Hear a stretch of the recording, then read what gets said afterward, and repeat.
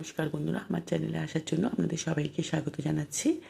আজকে আমি আপনাদের জন্য নিয়ে এসেছি একটি রেসিপি, নিরামিষ ঝিঙে আলু পোস্ত।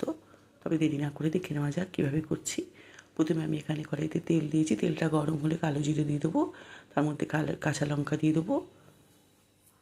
এখানে আমি আলু কেটে রেখেছি, এরকমভাবে আমি আলুগুলো দিয়ে দেবো।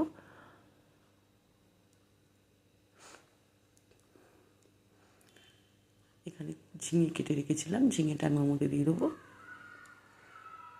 লবণ দেবো, হলুদ দেবো, গুঁড়ো লঙ্কা দেবো।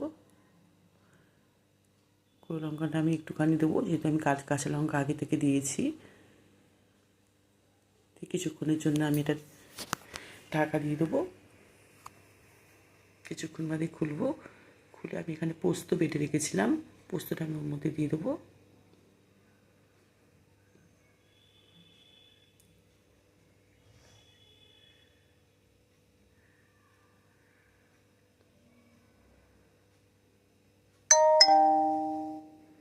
আলুটা সেদ্ধ হয়ে গেছে।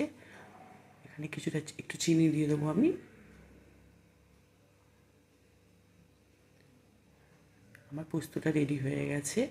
পরে ভালো ভালো রেসিপি দেখার জন্য আমার চ্যানেলটিকে সাবস্ক্রাইব করে দেবেন। আরও ভালো ভালো রেসিপি নিয়ে আসবো। ততক্ষণের জন্য বাই।